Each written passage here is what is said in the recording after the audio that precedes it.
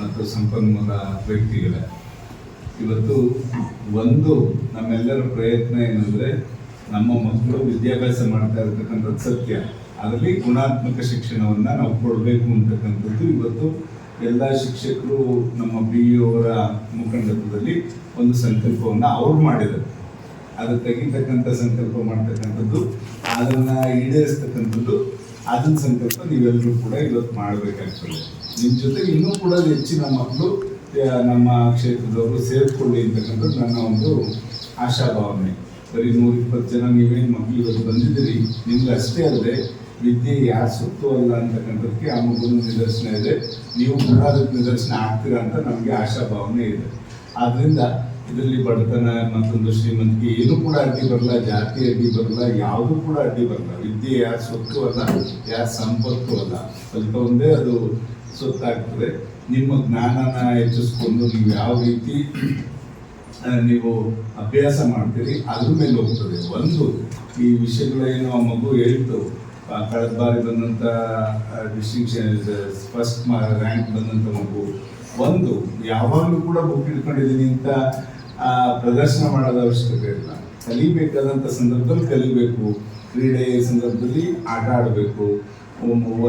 ಆ ನಿಟ್ಟಿನಲ್ಲಿ ಈಗ ಪುಸ್ತಕಗಳು ಕೂಡ ಉತ್ತಮ ರೀತಿಯಲ್ಲಿ ಸೆಕೆಂಡ್ ಲ್ಯಾಂಗ್ವೇಜ್ ಇಂಗ್ಲೀಷ್ದು ಪುಸ್ತಕವನ್ನು ಕೂಡ ನಮ್ಮ ಶಿಕ್ಷಕರುಗಳು, ಕೆಲವರು ಕಳೆದ ಶಾಲೆಯ ಮುಖ್ಯಸ್ಥರು, ಶಿಕ್ಷಕರು ಎಲ್ಲರೂ ಕೂಡ ಸೇರಿ ಅದನ್ನು ತಯಾರು ಮಾಡಿದ್ದಾರೆ.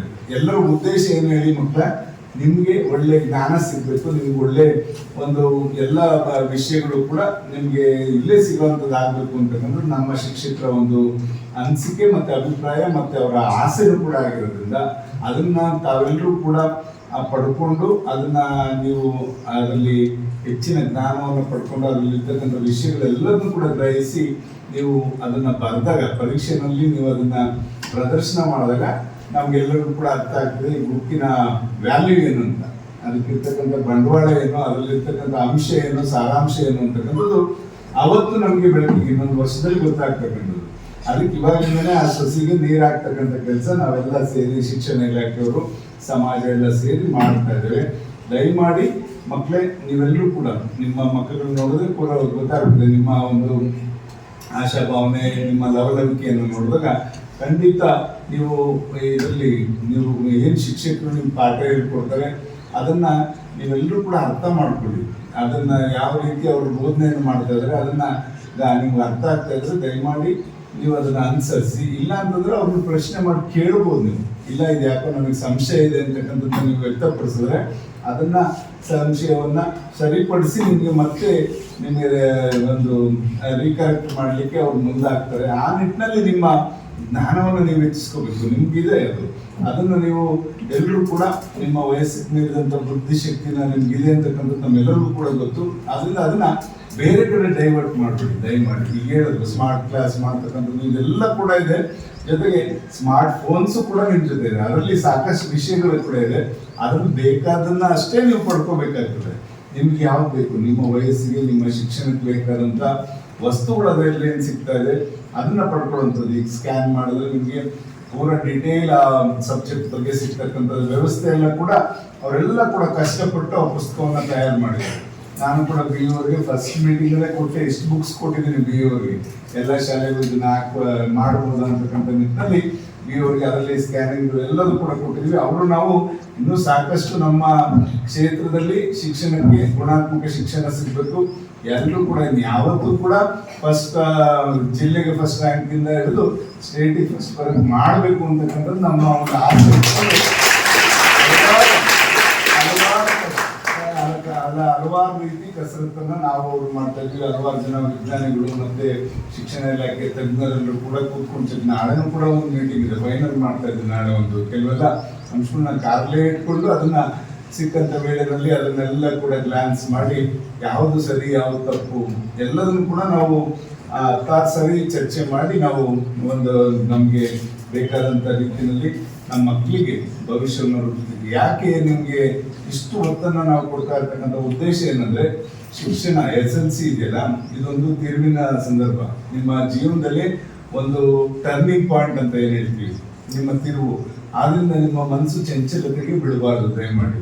ಈಗೇನು ನಿಮ್ಮ ವಯಸ್ಸಿಗೆ ಬೇಕಾಗಿರ್ತಕ್ಕಂಥದ್ದೇನು ಪರೀಕ್ಷೆನಲ್ಲಿ ಪಾಸ್ ಆಗಬೇಕು. ಬರೀ ಪಾಸ್ ಆದರೆ ಯಾರಿಗೂ ಕೂಡ ಪ್ರಯೋಜನ ಇಲ್ಲ.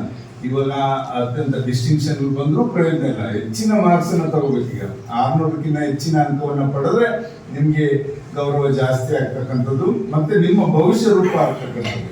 ಗೌರವಕ್ಕಿಂತ ಹೆಚ್ಚಿನದಾಗಿ ಇವತ್ತು ಯಾವುದೇ ಒಂದು ಇಲಾಖೆನಾಗ್ಲಿ ಎಲ್ಲೇ ಒಂದು ನೀವು ಕೆಲಸವನ್ನು ಹುಡ್ಕೊಂಡು ಮುಂದೆ ನೀವು ಹೋದ್ರೆ ಅಲ್ಲಿ ಕೇಳ್ತಕ್ಕಂಥದ್ದು ನಿಮ್ಮ ಮಾರ್ಕ್ಸ್ ಕಾರ್ಡೇ ಮಾತಾಡ್ಬೇಕು ಬಿಟ್ರೆ ಬೇರೆ ಯಾರ ಇನ್ಫ್ಲೂಯೆನ್ಸ್ ಕೂಡ ನಡೆದಂತ ಪರಿಸ್ಥಿತಿಗೆ ಇವತ್ತು ಬಂದಿದ್ದೇವೆ ನಾವೆಲ್ಲ. ಅದು ಖಂಡಿತ ಒಳ್ಳೆಯದಾಗಿದೆ. ನಿಮ್ಮ ಅಂಕ ಮಾತಾಡ್ತದೆ. ನಿಮ್ಮ ಬುದ್ಧಿಶಕ್ತಿಯಿಂದ ನೀವು ಎಷ್ಟೆಷ್ಟು ಅಂಕ SSLC ನಲ್ಲಿ PUC ನಲ್ಲಿ ತಗೊಂಡಿದ್ರಿ ಅದು ನಿಮಗೆ ಭವಿಷ್ಯಕ್ಕೆ ನಿಮ್ಗೆ ಅದು ದಾರಿ ಆಗ್ತದೆ ಬಿಟ್ರೆ ಖಂಡಿತ ಯಾರ ಒಂದು ಇನ್ಫ್ಲೂಯೆನ್ಸ್ ಅಲ್ಲ ಅಂತಕ್ಕಂಥದ್ದು ನೀವು ಸ್ಪಷ್ಟವಾಗಿ ನಿಮ್ಮ ಮನಸ್ಸಿಗೆ ಹಾಕೊಳ್ಳುವಂತ ಕೆಲಸ ಆಗಲಿ. ಇಲ್ಲಿಂದ ಪಡ್ಕೊಳ್ಳೋಣ ಬಿಡು, ಯಾರು ಹೇಳಿಸುತ್ತೆ ಈ ಕಾಲದಲ್ಲಿ ನಡೆಯಲ್ಲ. ಆ ಪರಿಸ್ಥಿತಿ ಬಂದಿದ್ದೇವೆ.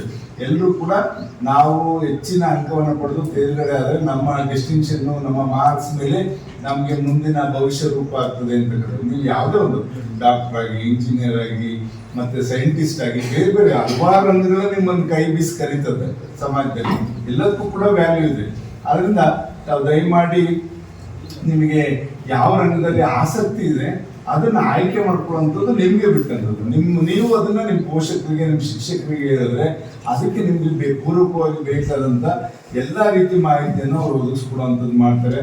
ಆವಾಗ ಏನಾಗ್ತದೆ, ನೀವು ಅದರಲ್ಲಿ ಯಶಸ್ಸನ್ನು ಕಾಣಲಿಕ್ಕೆ, ಅದರಲ್ಲಿ ಒಂದು ಗುರಿಯನ್ನು ತಲುಪಲಿಕ್ಕೆ ಸಾಧ್ಯ ಆಗ್ತದೆ. ಆ ನಿಟ್ಟಿನಲ್ಲಿ ನಿಮ್ಮ ಅಭ್ಯಾಸಗಳು ದಿನೇ ಪ್ರತಿ ಕ್ಷಣನೂ ಕೂಡ ಅದರ ಬಗ್ಗೆ ಗಮನ ಇಟ್ಕೊಂಡು ನಿಮ್ಮ ಹೆಜ್ಜೆಯನ್ನು ಇಡ್ತಕ್ಕಂಥದ್ದು. ಹೆಜ್ಜೆ ಇಡ್ತಕ್ಕಂಥದ್ದು ಅಂದ್ರೆ ನಡೀತಕ್ಕಂಥದ್ದಲ್ಲ. ನೀವು ಒಂದು ಮಾತಾಡ್ಬೇಕಾದ್ರಾಗ್ಲಿ, ಒಂದು ಬರಿಬೇಕಾದ್ರಾಗ್ಲಿ ಅದ್ರ ಮುಂದಿನ ಭವಿಷ್ಯವನ್ನು ಇಟ್ಕೊಂಡೇ ನೀವು ನಿಮ್ಮ ಎಲ್ಲ ಕೆಲಸವನ್ನು ಮಾಡಿದ್ರೆ ಖಂಡಿತ ಅದರಲ್ಲಿ ಸಾಧನೆಯನ್ನ ಮಾಡ್ಲಿಕ್ಕೆ ಸಾಧ್ಯ ಆಗ್ತದೆ. ಆ ನಿಟ್ಟಿನಲ್ಲಿ ನಿಮ್ಮ ಅಭ್ಯಾಸ, ನಿಮ್ಮ ಒಂದು ವಿದ್ಯಾಭ್ಯಾಸ ಮುಂದುವರಿಲಿ ಅಂತಕ್ಕಂಥದ್ದನ್ನ ನಾನು ಶುಭವನ್ನು ಹಾರೈಸ್ತಾ, ಖಂಡಿತ ನಾವಾದ್ರೂ ಕೂಡ ನಿಮ್ಮೆಲ್ಲರ ಒಂದು ಭವಿಷ್ಯಕ್ಕೆ ನಾವು ಪೂರಕವಾಗಿ ನಾವು ಶಿಕ್ಷಣ ಇಲಾಖೆ ಮತ್ತು ನಾವು ಸಮಾಜ ಖಂಡಿತ ನಿಮ್ಮ ಜೊತೆ ಇರ್ತೇವೆ. ಯಾಕೆ ಹೇಳ್ತಾ ಇದ್ದೀನಿ ಅಂದ್ರೆ, ನಾವು BO ಹೇಳಿದ ರೀತಿಯಲ್ಲಿ ನಾವು ಪ್ರತಿ ಮಕ್ಕಳ ಮನೆಗೆ ಹೋಗಿ ಯಾವ ರೀತಿ ನೀವು ಪಡೆಯಲಿಕ್ಕೆ ಸಾಧ್ಯ ಆಯ್ತು ಅಂತ.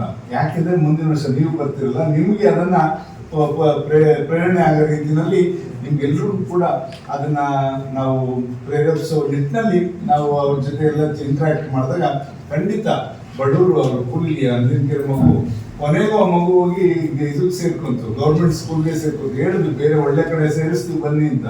ಬಟ್ ಅಲ್ಲಿ ವ್ಯವಸ್ಥೆ, ಅವ್ರ ಮನೆ ವ್ಯವಸ್ಥೆ ಸರಿ ಇರಲಿಲ್ಲ.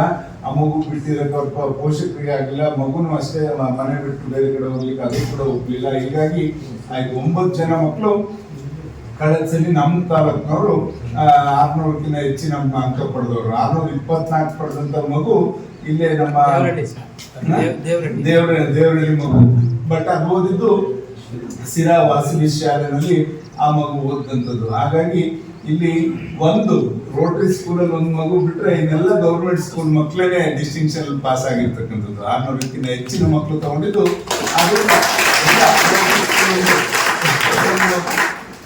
ಬಿಟ್ರೆ ಎಲ್ಲ ಗೌರ್ಮೆಂಟ್ ಶಾಲೆ, ಅದರಲ್ಲಿ ಹೆಣ್ಮಕ್ಳು ಜಾಸ್ತಿ ಇದ್ರು. ಹೀಗಾಗಿ ಇವತ್ತು ಗಂಡು ಮಕ್ಕಳು ಕೂಡ ಅದು ಕಾಂಪಿಟೇಷನ್ ಈ ಸಲ ಕೊಡ್ತಾರೆ ಅಂತ ನಾವು ಅದಕ್ಕೆ ಕೂಡ ಒಂದು ವಿಶ್ವಾಸವನ್ನ ಇಟ್ಕೊಳ್ತೇವೆ. ಎಲ್ಲರೂ ಇದ್ರಲ್ಲಿ ಗಂಡು ಹೆಣ್ಣು ಭೇದ ಭಾವ ಬೇಡ. ನೀವು ದಯಮಾಡಿ ಎಲ್ಲರೂ ಕೂಡ ಇಲ್ಲಿರ್ತಕ್ಕಂಥ 120 ಜನ ಮಕ್ಕಳು ಕೂಡ ನಾವು 600ಕ್ಕಿಂತ ಹೆಚ್ಚಿನ ಮಾರ್ಕ್ಸ್ ತಗೋತೀವಿ ಅಂತಕ್ಕಂಥ ಸಂಕಲ್ಪವನ್ನು ಇವತ್ತು ಮಾಡೋಗಿ ಮುಂದೆ ನೀವು ಅದನ್ನ ಪರೀಕ್ಷೆನಲ್ಲಿ ಸುಲಲಿತವಾಗಿ ಇವತ್ತು SSLC ನಲ್ಲಿ ಎಲ್ಲ ಶಿಕ್ಷಕರು ಕೂಡ ಎದುರು ಬಿಟ್ಟಿದ್ರು. ಏನು CCTV ಹಾಕ್ಸಿದರೆ ಹೆಂಗ್ ಬರೀತಾರೋ ನಮ್ಮ ಮಕ್ಕಳು ಅಂತಕ್ಕಂಥದ್ದು. ಹಂಗಂದ್ರೆ ಅವ್ರ ಮೇಲೆ ಅನುಮಾನ ಹುಡ್ತಾ ಇತ್ತು ನಮ್ಗೆ. ಯಾಕೆಂದ್ರೆ ಅವರು ಕಾಪಿ ಹೊಡಿಸ್ತಾ ಇದ್ರು ಅಂತಕ್ಕಂಥ ಭಾವನೆ ಬರ್ತಾ ಇತ್ತು.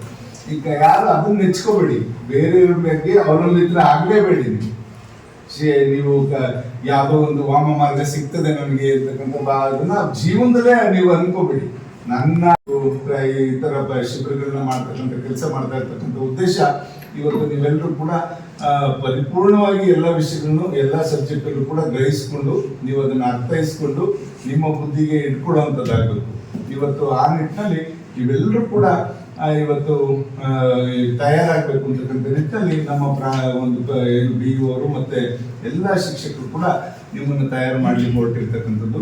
ಆ ನಿಟ್ಟಿನಲ್ಲಿ ನಿಮ್ಮೆಲ್ಲರ ಒಂದು ವಿದ್ಯಾಭ್ಯಾಸ ಮುಂದುವರಿಲಿ ಅಂತಕ್ಕಂಥದ್ದು ನಾವು ಇವತ್ತು ಈಗ ಹೇಳಿದೆ ನಾನು ನಮ್ಮ BO ಸಾಹೇಬ್ರ ಹತ್ರ ಇವತ್ತೆಲ್ಲ ಏನು ಗೌರ್ಮೆಂಟ್ ಸ್ಕೂಲು ಏನು ಇದು ಸೈನ್ಸ್ ಪ್ರಾಂಶುಪಾಲರನ್ನ ಕರೆಸಿ ಇವತ್ತು ಅಂತ ಕರೆಸ್ಬಿಟ್ಟು ನಾವು ಪ್ರತಿ ಭಾನುವಾರ ರಜೆ ಇರ್ತದೆ. ರಜೆ ಇದ್ದಾಗ ಇವಾಗಲಿಂದನೇ ಅವ್ರಿಗೆ CET ಕೋಚಿಂಗ್ ಅನ್ನ ಶುರು ಮಾಡಿದ್ರೆ ನೆಕ್ಸ್ಟ್ ಅವ್ರಿಗೆ ಎಕ್ಸಾಮ್ ಆದ ತಕ್ಷಣ ಒಂದು ತಿಂಗಳಷ್ಟೇ ಅವಧಿ ಸಿಕ್ಕಿರುತ್ತೆ ನೀಟ್ ಎಕ್ಸಾಮಿನೇಷನ್ಸ್ಗೆ. ಅವಾಗ ಪ್ರೆಷರ್ ಜಾಸ್ತಿ ಆಗುತ್ತೆ. ಯಾವ ಥರ ಅವ್ರಿಗೆ ಆನ್ಸರ್ ಮಾಡ್ತಾರೋ, ಅವ್ರ ಆರೋಗ್ಯ ಪರಿಸ್ಥಿತಿ ಹೇಗಾಗ್ತದೋ ಎಲ್ಲದೂ ನೋಡಿ ಇವಾಗಲಿಂದನೇ ಅವ್ರಿಗೆ ತರಬೇತಿಯನ್ನ ಶುರು ಮಾಡೋಣ ಅಂತಕ್ಕಂಥದ್ದು ಕೂಡ ನಮಗಿದೆ. ಯಾಕೆ ಅದನ್ನೆಲ್ಲ ಮಾಡ್ತಾ ಇದೀವಿ ಅಂದ್ರೆ ಖಂಡಿತ ಕಳೆದ ಸಲ 300ಕ್ಕೂ ಹೆಚ್ಚು ಮಕ್ಕಳು ನಮ್ಮ CET ಕೋಚಿಂಗ್ ಬಂದಂಥದ್ದು ನಾವು ನೋಡಿದ್ವಿ. ಆದ್ರಿಂದ ಖಂಡಿತ ಮಕ್ಕಳಲ್ಲಿ ಆಸಕ್ತಿ ಇದೆ, ಅವಕಾಶಗಳು ದೊರಕಬೇಕಾಗ್ತದೆ. ಇವತ್ತು ಪೋಷಕರಿಗೆ ಎಲ್ಲೋ ಒಂದ್ ಕಡೆ ಅವರ ಆರ್ಥಿಕ ಪರಿಸ್ಥಿತಿಯಿಂದ ಮಾಡ್ಲಿಕ್ಕೆ ಸಾಧ್ಯ ಇಲ್ಲ. ಖಂಡಿತ ಇವತ್ತು ನಿಮ್ ಪರವಾಗಿ ಸಮಾಜ ಇದೆ. ನಿಮ್ಗೆ ವಿದ್ಯಾಭ್ಯಾಸಕ್ಕೆ ಎಲ್ಲಾದ್ರೂ ಕುಂಠಿತ ಆದ್ರೆ ದಯಮಾಡಿ ನಮ್ಮನ್ನೆಲ್ಲ ನೆನಪಿಸ್ಕೊಳ್ಳಿ, ನಾವೆಲ್ಲ ನಿಮ್ ಜೊತೆ ಇರ್ತೇವೆ. ನಮ್ಗೆ ನಮ್ಮ ತಾಲೂಕು ಮಕ್ಕಳು ಅಂದ್ರೆ ಅದಕ್ಕೆ ನಾವು ಯಾರನ್ನಾರಾಗ್ಬೋದು, ರೋಡ್ಗಳಾಗ್ಬೋದು, ಬೇರೆ ಎಲ್ಲ ಸಂಸ್ಥೆಗಳನ್ನು ಬಳಸ್ಕೊಂಡು ನಿಮ್ಮ ವಿದ್ಯಾಭ್ಯಾಸಕ್ಕೆ ತೊಂದರೆ ಆಗೋದ್ರಲ್ಲಿ ಈಗ ನನ್ನ ಪುಸ್ತಕದ್ದು ಕೂಡ ಅಷ್ಟೇ ಹೇಳ್ತಾರೆ, ಶಿಕ್ಷಕರು ಅದನ್ನು ಹೊರೆ ಮಾಡೋದಕ್ಕಿಂತ ನಿಮ್ಗೆ ಏನಾದ್ರು ಕೂಡ ಅದರಲ್ಲಿ ಸ್ವಲ್ಪ ಸಮಸ್ಯೆ ಆದ್ರೂ ಕೂಡ ನಾವು ಹೇಳಿ ಖಂಡಿತ ನಾವು ಅದಕ್ಕೆ ಬರೆಸ್ತಕ್ಕಂಥ ಕೆಲಸ ನಾವೆಲ್ಲ ಸೇರಿ ಮಾಡ್ತೇವೆ ಅಂತಕ್ಕಂಥದ್ದು ಕೂಡ ಈ ಸಂದರ್ಭದಲ್ಲಿ ಹೇಳ್ತಾ ಮಕ್ಕಳ ಕೊನೆಯದಾಗಿ ಇವೆಲ್ಲ ಏನು ಇವತ್ತು ಪ್ರೇರಣಾ ಶಿಬಿರಕ್ಕೆ ಬಂದಿದ್ದೀರಾ, ಇಲ್ಲಿ ಏನು ರಿಸೋರ್ಸ್ ಟೀಚರ್ಸ್ ಇಲ್ಲಿ ಬಂದಿದ್ದಾರೆ, ಖಂಡಿತ ಅವರೆಲ್ಲರೂ ಕೂಡ ಸಾಕಷ್ಟು ಅಭ್ಯಾಸ ಮಾಡಿ ಕೊನೆಗೆ ಇದು ಹೇಳಿದ್ರೆ ಮಕ್ಕಳಿಗೆ ಇದು ಇಷ್ಟು ಮಾಡಿದ್ರೆ ಅವರು ಹೆಚ್ಚಿನ ಅಂಕ ಪಡಿಬಹುದು ಅಂತಕ್ಕಂಥ ಒಂದು ನಿಗದಿಯನ್ನು ಇಟ್ಕೊಂಡು ಅವ್ರು ಇವತ್ತು ನಿಮ್ಮ ಮುಂದೆ ಬರ್ತಾರೆ. ಬಂದಾಗ ಖಂಡಿತ ಅದೆಲ್ಲವೂ ಕೂಡ ನೀವು ದಯಮಾಡಿ ನೀವು ಓದುವಂಥ ಸಂದರ್ಭದಲ್ಲಿ ಬೇರೆ ಕಡೆ ನಿಮ್ಮ ಚಂಚಲತೆ, ನಿಮ್ಮ ಕಾನ್ಸಂಟ್ರೇಷನ್ ಹೋಗ್ಲೇಬಾರ್ದು. ಆ ರೀತಿಯಲ್ಲಿ ನೀವೆಲ್ಲರೂ ಕೂಡ ಇದರಲ್ಲಿ ತೊಡಗಿಕೊಂಡು ನಿಮ್ಮ ಭವಿಷ್ಯವನ್ನು ರೂಪಿಸ್ಕೊಳ್ಳಿ ಅಂತಕ್ಕಂಥದ್ದು ಮತ್ತೊಮ್ಮೆ ಹೇಳ್ತಾ ಈ ಶಿಬಿರ ಯಶಸ್ವಿಯಾಗಲಿ, ಎಲ್ಲ ನಮ್ಮ ಮಕ್ಕಳು ಅವರ ಭವಿಷ್ಯ ಉಜ್ವಲವಾಗಿ ಬೆಳಗಲಿ ಅಂತಕ್ಕಂಥದ್ದು, ಶಿಕ್ಷಣ ಕ್ಷೇತ್ರದಲ್ಲಿ ನೀವು ಮುಂದೆ ಬರಲಿ ಅಂತಕ್ಕಂಥದ್ದನ್ನ ಶುಭವನ್ನು ಹಾರೈಸ್ತಾ ಇಲ್ಲಿ ತಮ್ಮ ಜೊತೆ ಕೆಲವು ಮಾತನಾಡಿಸ್ಕೊಳ್ಳಿಕ್ಕೆ ಈ ಶಿಬಿರದಲ್ಲಿ ಪಾಲ್ಗೊಳ್ಳಕ್ಕೆ ಅವಕಾಶ ಮಾಡಿಕೊಟ್ಟಂತ ಸರ್ವರಿಗೆ ಒಂದ್ಸಿ ನನ್ನ ಮಾತು ಮುಗಿಸ್ತೇನೆ. ಜೈ ಹಿಂದ್.